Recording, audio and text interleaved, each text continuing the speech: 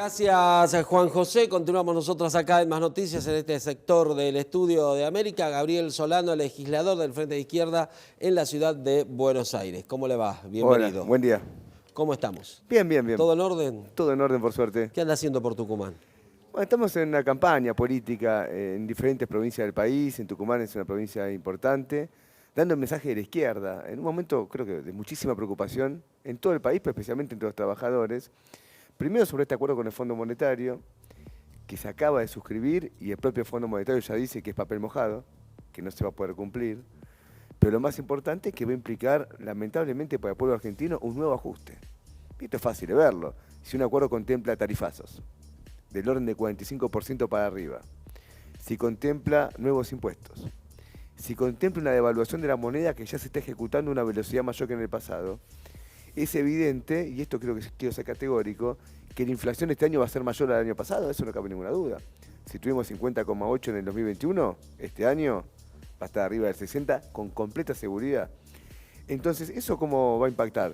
Va a impactar en el valor de los salarios real, es decir, menos capacidad adquisitiva, de las jubilaciones, de los planes sociales. Entonces, un ajuste que no va a ningún lado, porque el Fondo Monetario dice esto no va a funcionar, y a la vez el pueblo argentino va a sufrir nuevas privaciones. Este es el acuerdo número 22 con el Fondo Monetario de Argentina. ¿Cómo fue los 21 anteriores? Bueno, ya sabemos, el país está quebrado, endeudado, empobrecido. ¿Por qué esto va a ser distinto? No va a ser distinto, entonces es realmente una situación de máxima preocupación. ¿Y por qué se apela a las mismas fórmulas siempre? Bueno, se aplica la misma fórmula porque el país está quebrado. Y se aplica la misma fórmula porque hay sectores que tienen intereses en que se haga este acuerdo, por ejemplo, para retirar ganancias del país a un valor de dólar subsidiado. Hay algo que no está en esa letra chica que, viste que cuando se aprobó la ley en el Congreso, estaba artículo 1, artículo 2, hubo un gran debate al respecto, ¿no? El artículo 1 era el financiamiento, el artículo 2 era el plan económico. El artículo 3 es algo que se dice archívese. Sí. Así como, bueno.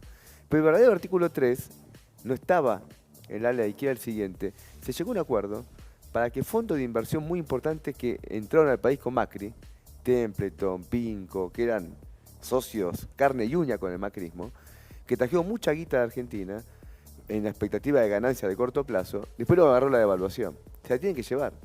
El FMI pone plata para que se la lleven a un valor subsidiado. Cuando un laburante que está viendo el programa ahora va a comprar dólares, ¿a cuánto se lo venden? Acá yo venía caminando por acá. Y estaba lleno de arbolitos, 2,3, 2,5. 2,5 más o menos. ¿Cuánto lo compra un fondo de inversión que se quiere ir del país? Se lo van a vender a 100. Es decir, se lo van a vender un valor subsidiado a través de una emisión de bonos. Es decir, que el laburante es el que pone acá lamentablemente el cuerpo. En un momento inflacionario enorme en el mundo. En el mundo. Acá están creciendo muchísimo los precios de los alimentos. Y cuando crece el precio de los alimentos, vos sabés muy bien que lo que primero impacta es la pobreza y la indigencia. Porque el que tiene menos ingresos gasta casi la totalidad de ellos en los alimentos, que es lo que uno necesita para poder vivir. ¿Cómo perjudica el accionar de Alberto Fernández esta mala relación hoy con el cristinismo, que no le atiende el teléfono, se comunica por carta? Es una vergüenza. Yo creo que alguien que no llega a fin de mes, que no puede darle de comer a su familia, ve que el presidente y la vice se pelean de esta manera, es una vergüenza. Ahora, ¿cuál es el contenido de la pelea? Yo creo que no hay proyectos antagónicos. Lo que hay es un fracaso de su gobierno.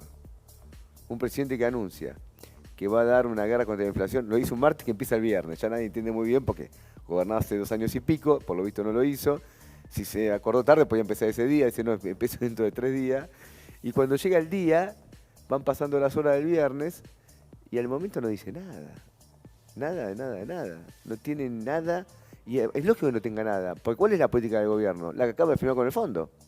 Si vos tuviste 2 meses negociando un acuerdo con el FMI, lo que vas a hacer es lo que discutiste con el Fondo Monetario. ¿Qué va a ser distinto? Si no, ¿para qué lo discutió y lo firmó en un acuerdo? Y eso es lo que yo te decía antes. Es aumento de tarifas, es aumento de impuestos y es devaluación. Eso necesariamente implica mayor inflación. Así que no puede haber ninguna guerra contra la inflación. Lo que va a haber es una guerra contra los trabajadores. Este es el mensaje que da la izquierda. Y queremos ser categóricos para no entrar en esta... A veces en la política se dicen cosas, van y vienen, y lo esencial no queda marcado. Lo esencial es esto. Escuchabas recién, no sé si tuviste tiempo, la última parte con la entrevista con el productor tucumano. Lo escuché. Hay otra vez un foco de conflicto entre los productores y el gobierno que todo indica que va a continuar y que se va a profundizar. ¿Por qué el campo siempre en la mira de este gobierno? ¿Comparte usted la idea de esta del gobierno, de las retenciones? ¿Es Yo cuestionable? digo lo siguiente. Primero, he escuchado muchas veces a los dirigentes del campo, en diferentes años. Ante preguntas que usted les hace, los periodistas, ¿cómo están? Siempre dicen mal. Siempre. Nunca están bien. Es llamativo. Ahora, ¿cuál es el contexto actual? El contexto actual es de una guerra. Esa guerra incrementa el precio, como tanto Rusia como Ucrania son productores sobre todo de trigo y maíz, en menor medida de soja, está creciendo el precio de los alimentos en todo el mundo. ¿En Argentina crece los costos o no? Porque si yo quiero decir, bueno, el maíz pasó de 200 a 300. ¿Esto qué dice un productor argentino? Yo en el mundo. Ya, lo vendo acá. ¿Por qué acá quiero, si acá no me pagas 300, lo vendo a Australia. Si acá no me pagas 300, lo vendo a Noruega, lo vendo a cualquier lugar. No lo voy a vender acá a 200 si lo puedo vender a 300 en otro lugar. Entonces quiere cobrar en el mercado interno el precio internacional. Ahora, la pregunta es la siguiente. Él va a aumentar significativamente el valor de su venta. ¿Pero le aumentó el valor de los costos de producción? Por ejemplo, el trabajador que trabaja en esas fincas, ¿se le incrementó el salario de la proporción que se aumentó el precio internacional? No. Entonces lo que quieren estos productores es embolsarse un precio internacional como consecuencia de una guerra y descargarlo sobre los trabajadores en Argentina. Ahora, eso va a llevar a que el aumento de los alimentos avance a niveles todavía mayores. Ya tuvimos 7,5 que aumentó los alimentos en el mes de febrero. En marzo, en una semana, aumentó en el 4. Significa casi el 20 en un mes. No se puede tolerar. Ahora, ¿la solución son las retenciones? La retención de 2 puntos que anunció el gobierno no es nada. Es como se suele decir, es una especie de aspirina para un cáncer. Porque aumenta 2% las retenciones solo para la harina y el aceite. Para formar un fideicomiso del PAN. Te puedo asegurar que es deprimente escuchar de un gobierno una medida tan intrascendente frente a un problema tan grave. ¿Y por qué tiene, si es tan intrascendente, estas dimensiones y se genera ese contexto de crisis? Porque los productores, yo te decía, siempre van a llorar. Y como tienen miedo de que se tomen medidas adicionales, dicen, no, bueno, hacemos una gran protesta por 2 puntos de retenciones para la harina y para el aceite. Acá no se aumentó las retenciones ni para el trigo, ni para el maíz, ni para la soja, que es lo principal en volumen de exportación. Entonces, no sé de qué se quejan, La carne lo mismo, todos sabemos muy bien que estos cupos que se han establecido en el pasado no funcionaron. El asado no volvió a la mesa de los argentinos. Entonces, los productores quieren embolsarse un precio internacional a costa, insisto, del pueblo de nuestro país, que no puede pagar ese precio internacional. Pero yo, ¿cómo te voy a pagar? Para que se grafique el valor del trigo que se puede pagar en París con un salario de Tucumán, o con un salario de Santiago del Estero, o con un salario de La Matanza. No puedo, porque el salario de La Matanza hoy son $300. Entonces acá lo que se ha desvalorizado es el salario a niveles que es increíble. Argentina ha pasado a los niveles más bajos de salario en América Latina. Es un retroceso civilizatorio en nuestro país. Entonces es importante que esto se diga. ¿Cómo está el Frente de Izquierda para el 2023? Mirá, falta muchísimo. Cuando digo falta muchísimo es que falta muchísimo de verdad. En Argentina... Pero no falta tanto. No, pero depende mucho de cómo se sale de esta crisis. Yo creo que, en parte, esto que vos antes referías, la pelea entre Cristina y Alberto Fernández, hoy lo hizo un analista político importante en un diario, ¿puedo decirlo? Sí. La Nación. Dice, Pagni, dice, ¿por qué esta pelea? ¿A qué se debe? Se debe a que Cristina Kirchner, y la Cámpora en particular, tiene mucho miedo al crecimiento del Frente de Izquierda. Que ya en la última elección registró un salto electoral importante, sobre todo en la provincia de Buenos Aires. En los municipios más históricos del peronismo. La Matanza, Merlo, Moreno, Florencio, lugares que son históricamente bastiones del peronismo. Ahí el Frente de Izquierda logró conseguir 2 concejales, elecciones casi 10%, pasó lo mismo en la provincia de Jujuy. Entonces, esto es una tendencia para nosotros que está comenzando. Y es evidente que un gobierno peronista que aplica un ajuste del Fondo Monetario deja sentadas las bases para que la izquierda tenga un crecimiento importante. Pero cuando digo que falta mucho es que nosotros tenemos que intervenir ahora en esta crisis. Porque el problema que pasa ahora es que para el 2023 falta más de un año y la gente tiene que comer durante este año. Por eso es tan negativo que la CGT apoye el acuerdo con el Fondo Monetario. Porque se supone que los sindicatos tienen que defender a los trabajadores, no al FMI. Si no, ¿para qué queremos sindicatos? No, los gremios están quietos desde hace un tiempito, ¿no? Demasiado quietos. Y uno se interroga de por qué están quietos. ¿Será que hay una plata de las obras sociales por debajo? ¿A qué se debe? Pero se está desvalorizando el salario de los trabajadores. Argentina ya lleva 4 años consecutivos de caída del salario.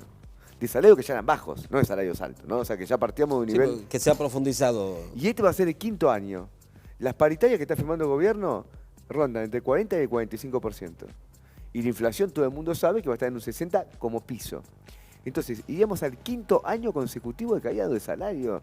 Eso implica para Argentina un retroceso histórico, civilizatorio, que el pueblo argentino no tiene por qué tolerar pasivamente.